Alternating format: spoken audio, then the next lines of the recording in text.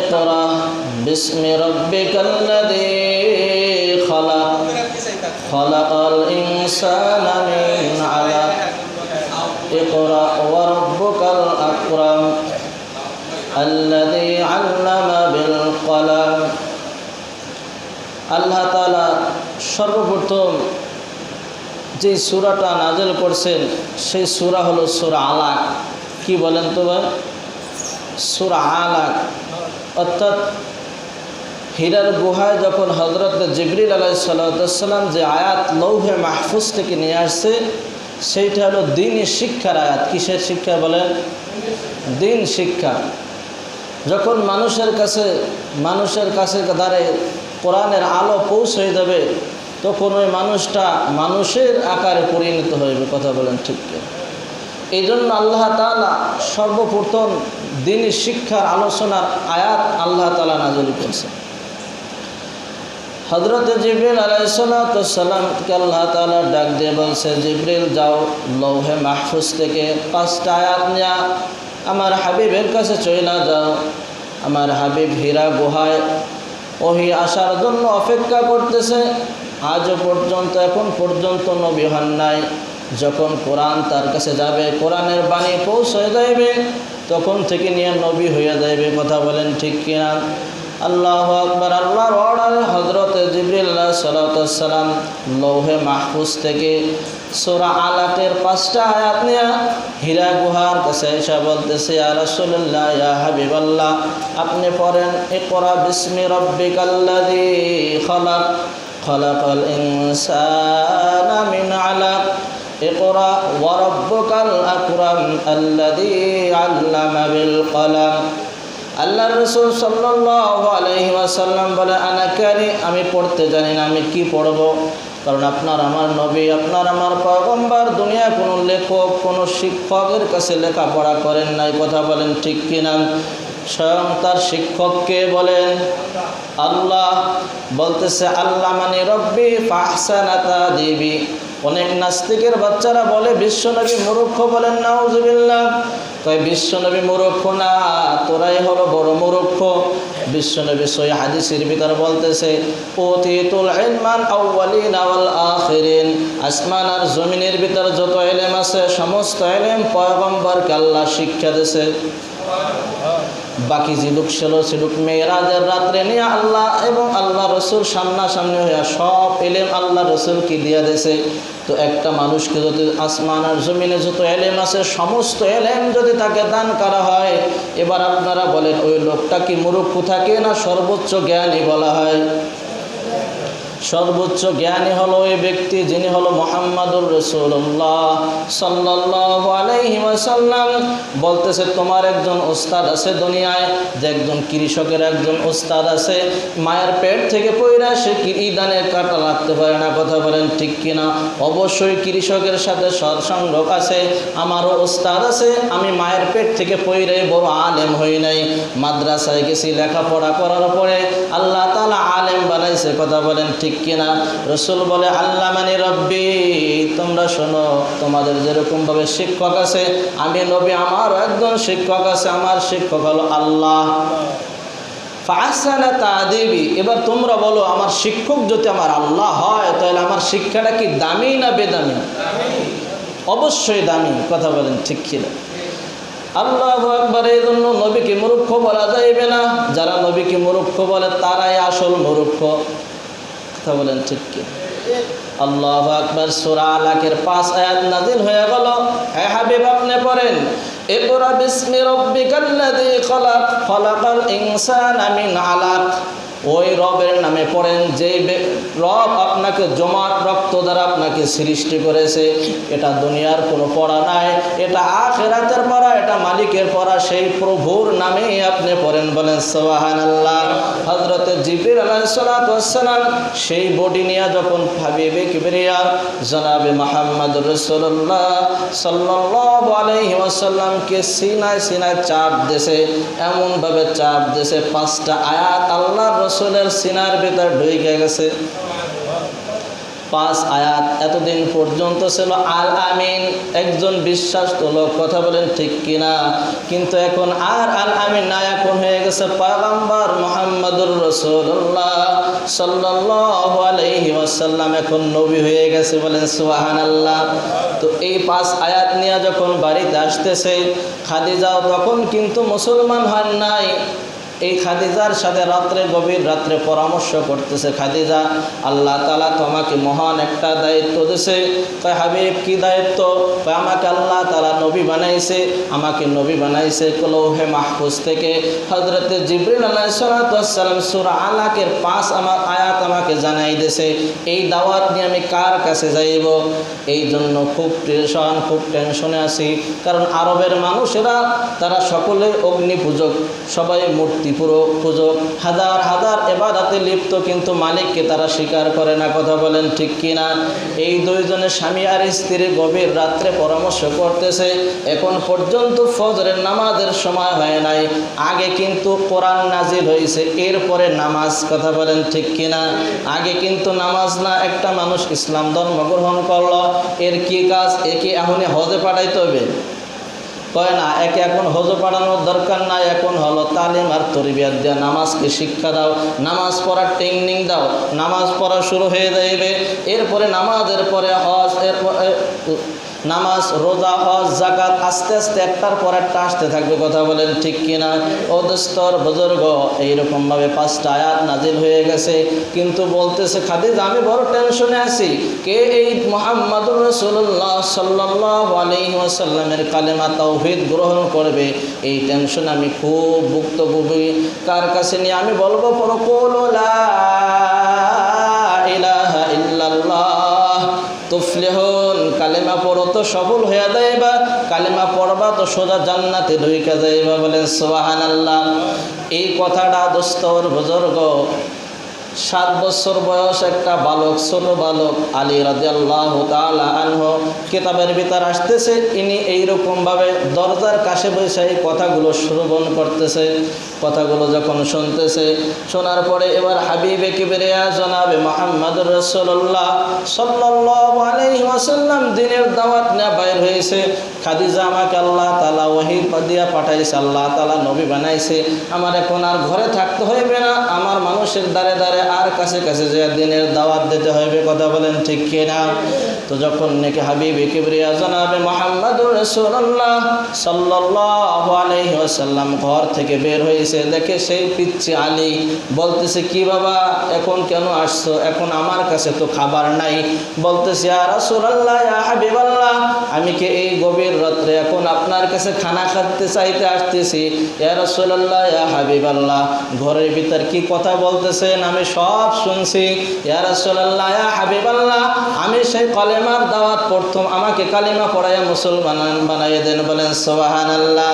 বলেন আশহাদু আল্লা ইলাহা ইল্লাল্লাহ ওয়া আশহাদু আন্না মুহাম্মাদান আবদুহু ওয়া রাসূলুহু।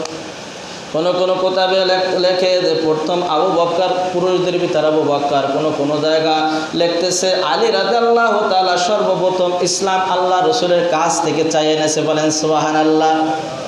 এই জন্য হযরত আলীর ব্যাপারে 4টা কথা আসছে। কয়টা কথা বলেন? 4টা কথা। আল্লাহ রাসূল সাল্লাল্লাহু আলাইহি ওয়াসাল্লাম বলে, পৃথিবীর মানুষ তোমরা সকলের কাছে যখন আমি দাওয়াতের মেসেজ পৌঁছাই দিছি, এরপরে তোমরা কালেমা পড়ছো, এমনকি যাচাই বাছাই করছো আমি সত্য নবী কিনা, এটাও প্রমাণ করার জন্য তোমরা অনেক চেষ্টা ফিকির করছো, কথা বলেন ঠিক কিনা? আবু জাহেল কি কম চেষ্টা করছে এটা কি আমার ভাতিজা কি নবী না? এরকমভাবে কম চেষ্টা কেউ করে নাই, সকলে পরীক্ষা আর নিরীক্ষা করে বলছে।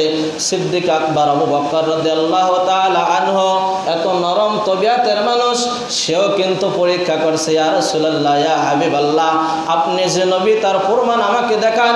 আল্লাহ রাসূল সাল্লাল্লাহু আলাইহি ওয়াসাল্লাম বলতেছে, আবু বকর, কেন তুমি বিশ্বাস করো না আমি যে নবী মানুষ? কয়, হ্যাঁ ইয়া রাসূলুল্লাহ, বিশ্বাস করি, মন তো মানে না। কয়, রুইয়াকা আলা শাম, ওই সে শামের ঘটনা কি তোমার মনে নাই? কি শামের ঘটনা ইয়া রাসূলুল্লাহ, ইয়া হাবিবাল্লাহ বলেন? বলতেছে, শামে যখন নাকি তুমি ঘুমাইছিলা, হঠাৎ একবার ঘুমের ভিতরে দেখতেছো আসমানের চাঁদ 2 খণ্ড হয়ে গেছে, 2 খণ্ড হইয়া চৌচির হইয়া ভাঙ্গা চইরা গেছে, অর্ধেক চাঁদখানা তোমার ঘরের ভিতর ঢুকছে, আর বাকি চাঁদগুলো প্রত্যেকের ঘরে ঘরে এইরকমভাবে পৌঁছে গেছে। সকালবেলা যখন তোমার ঘুম ভাঙছে, এবার গণকের কাছে যাইয়া বলতেছে, গণক ভাই আমি তো এই স্বপ্ন দেখলাম, আর তবে কি হবে এইটা আমাকে বইলা দাও। বলতেছে এমন একজন নবী আসবে দুনিয়ায়, 570 খ্রিস্টাব্দে মক্কায় আসবে। এই ব্যক্তি হলো মুহাম্মদুর রাসূলুল্লাহ সাল্লাল্লাহু আলাইহি ওয়াসাল্লাম। আবু বকর তুমি শুনে রাখো, এই ব্যক্তি যে দ্বীন আর ইসলাম নিয়ে আসবে, যে তাওহীদের দাওয়াত দেবে, সমস্ত তাওহীদের অর্ধেক ভাগ নিয়ে আল্লাহ তাআলা তোমার ঘরের ভিতর পৌঁছে দেবে। বাকি অংশটুক সমস্ত দাঁড়ে দাঁড়ে পৃথিবীর ভিতর এইরকম ছড়াই দেবে।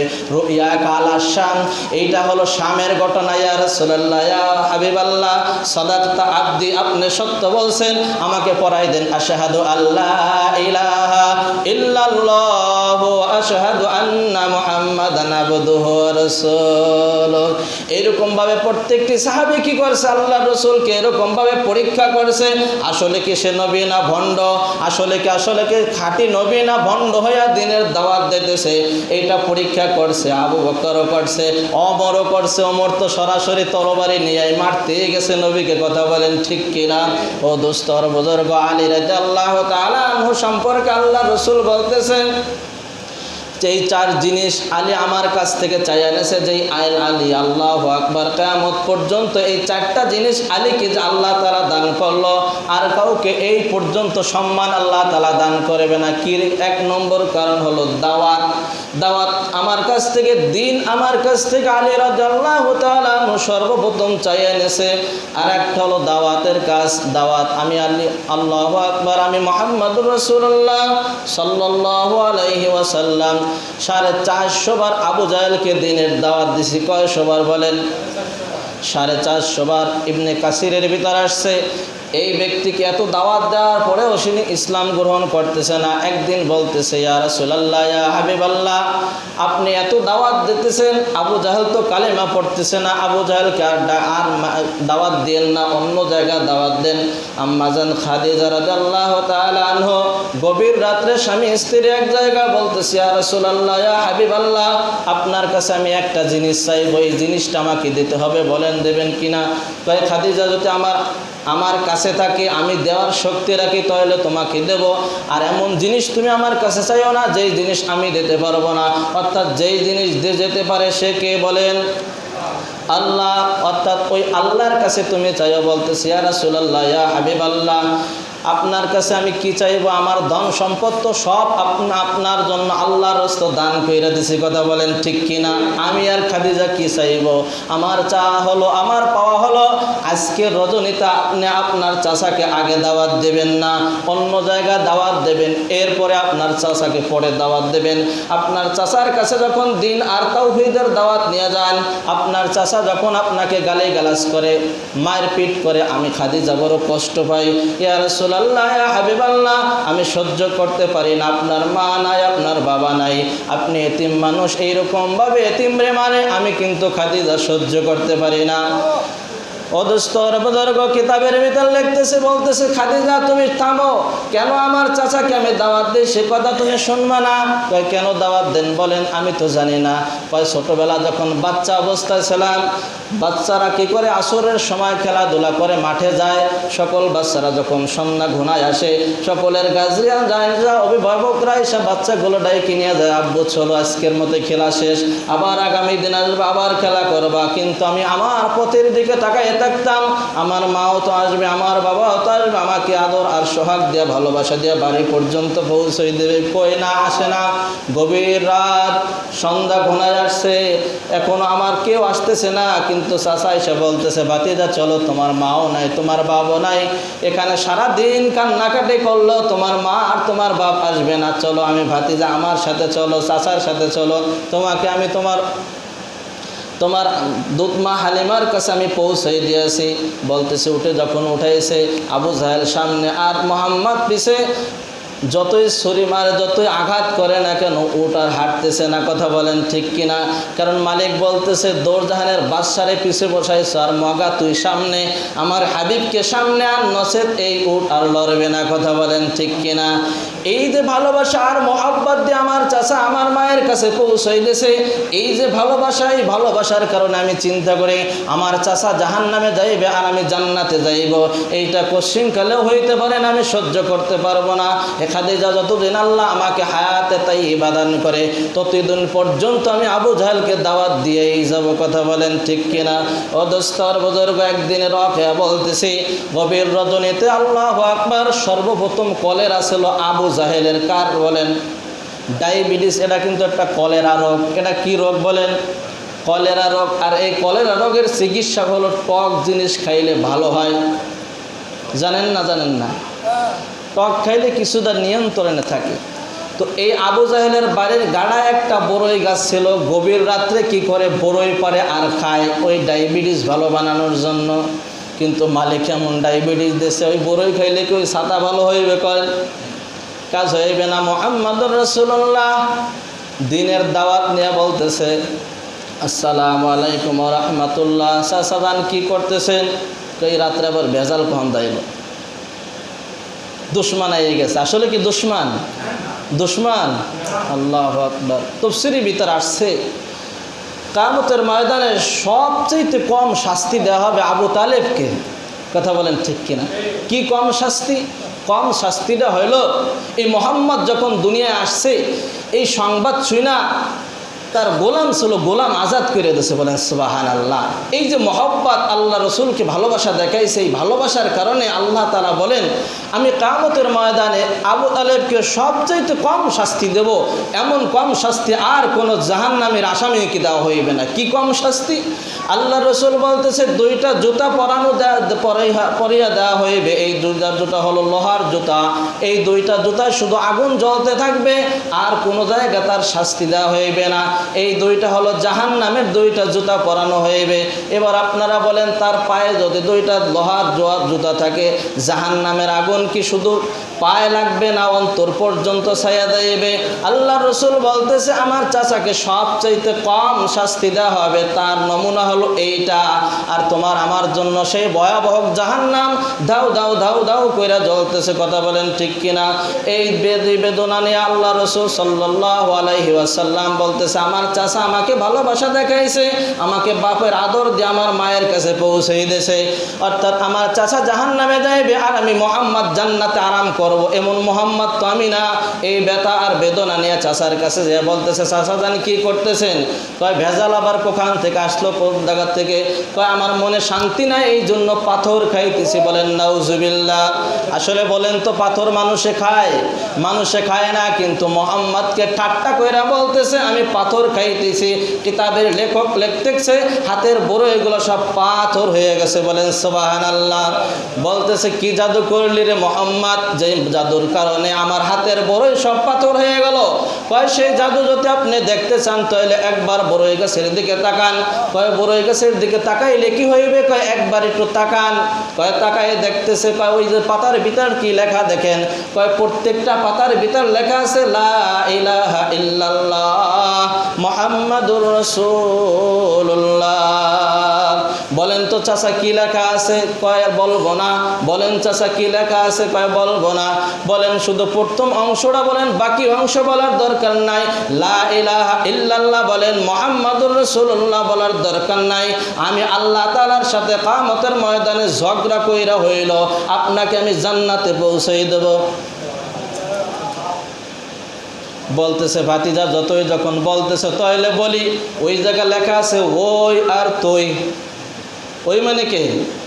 ওই মানে আল্লাহ, আর তুই মানে যা তাই। কথা বলেন ঠিক কিনা? হেদায়েতের মালিক কে বলেন বাবাজিরা? হেদায়েতের মালিক আল্লাহ। ইন্নাকা লা তাহদি মান আহবাবতা। হেদায়েতের চাবি মুহাম্মাদের কাছে না, এমন কোনো পীর সাহেবের কাছে না, এমন কোনো ওয়াইজিং এর কাছেও না। হেদায়েতের দায়িত্ব স্বয়ং মালিক নেছে। বলেন কথা বলেন ঠিক কিনা? আল্লাহ যাকে হেদায়েত দেবে সে সঠিক রাস্তা পাইবে। মালিক যাকে গোমরাহ বানাবে কেউ তাকে হেদায়েত দিতে পারবে না। এই জন্য আমরা 5 বেলা নামাজের ভিতর ইহদিনাস সিরাতাল মুস্তাকিম, ইহদিনাস সিরাতাল মুস্তাকিম হেদায়েতের দোয়া করে আল্লাহ তুমি আমাকে হেদায়েত দাও, আল্লাহ তুমি আমাকে হেদায়েত দাও। কথা বলেন ঠিক কিনা? এই পরে আবু জাহেল কি করছে? এই রাগের জ্বালায় তো আর বাঁচে না। এই হাতের পাথরগুলা মুহাম্মদুর রাসূলুল্লাহ সাল্লাল্লাহু আলাইহি ওয়াসাল্লামের চেহারার উপর যখন নিক্ষেপ করলো, আল্লাহ রাসূল সাল্লাল্লাহু আলাইহি ওয়াসাল্লামের চেহারা মোবারক থেকে রক্ত পড়তেছে, আর এই রক্তগুলো মালিশ করতেছে, বলতেছে এই অবস্থায় যদি আমি খাদিজার কাছে যাই তো খাদিজা বড় কষ্ট পাবে। কথা বলেন ঠিক কিনা? খাদিজা তো বলতেছে সবাই দাওয়াত দেবেন, আপনার চাচাকে আর দাওয়াত দেন না, তার কপালে হেদায়েত নাই, তার কপালে হেদায়েত নাই। খতামাল্লাহু আলা কুলুবিহিম ওয়া আলা সামঈহিম ওয়া আলা আবসারিহিম, ওর অন্তরে আল্লাহ তাআলা মোহর মাইরা দিয়েছে, ওর কপালে হেদায়েত নাই। ইয়া রাসূলুল্লাহ, ইয়া হাবিবাল্লাহ, অন্যর কাছে দাওয়াত দেবেন।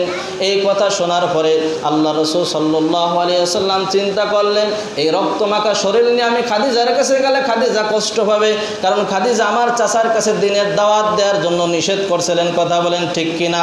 আল্লাহু আকবার। কাবার চত্বরে বসে এরকম ভাবে কাঁদতেছে আর দোয়া করতেছে, আল্লাহ আমাকে যে আবু জাহেল মারছে আমি এজন্য কষ্ট পাই নাই মালিক, আমাকে যে পাথর মারছে এই জন্য তুমি মালিক জন্য বেজার হইও না।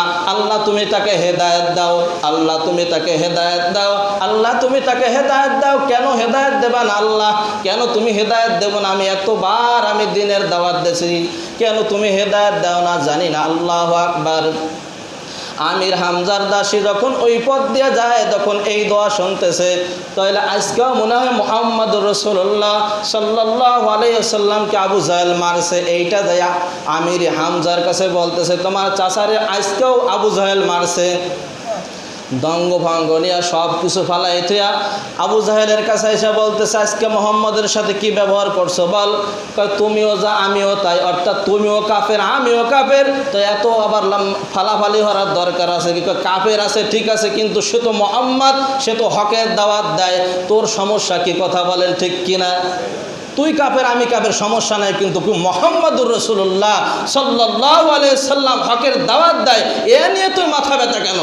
কি করছস বল? বলতে না বলতেই তোর বাড়ি দিয়ে আঘাত শুরু করছে, কয় মোহাম্মদকে আজকেও আমি মারছি। এরকমভাবে মারাপিট করছে আবু জাহেলকে। আল্লাহু আকবার। আমির হামজা রাদিয়াল্লাহু তাআলা আনহু এমন মার মারছে, আল্লাহু আকবার। মারার পরে এবার দুইজনে তো শত্রু হয়ে গেছে। কথা বলেন ঠিক কিনা? টার্গেট করছে এডারে আমার মোহাম্মদের আগে এডারে হত্যা করতে হবে। কথা বলেন ঠিক কিনা? এবার কোন যুদ্ধ আসে, এই যুদ্ধ টার্গেট করতে হবে, আমির হামজার লাশকে টুকরা টুকরা করতে হবে। হঠাৎ যুদ্ধের ঘোষণা হয়ে গেছে, সাহাবীরা যুদ্ধে চলে গেছে, কাফেররাও ওদের যুদ্ধ হয়ে গেছে, মুসলমানও বিজয় হয়েছে, মুসলমানও কিছু মারা গেছে, কাফেররাও বন্দী হয়ে গেছে। কিন্তু আমির হামজার লাশ ওই দিন আর তালাশ করে পাওয়া যাইতেছে না। আমির হামজার লাশ টুকরা টুকরা কইরা ফেলাইছে। আবু বকর বলতেছে, আবু বকর আমার চাচাজানের লাশ কোথায় নিয়ে আসো? আমার চাচাজানের লাশ আমি দাফন করাইয়া জানাজার নামাজ পড়াইয়া কবরে পৌঁছাই দেব। এমন একটা চাদর পাইছে আমির হামজা রাদিয়াল্লাহু তাআলা আনহু, মাথার দ্বার যদি ঢাকে তাহলে পার দ্বার খালি হয়ে যায়, পার দ্বার যদি ঢাকতে যায় মাথার দ্বার খালি হয়ে যায়। ও দোস্তর বুজুর্গ, সমস্ত কলিজাটা টুকরা চিবাই চিবাই এরকমভাবে খাইছে।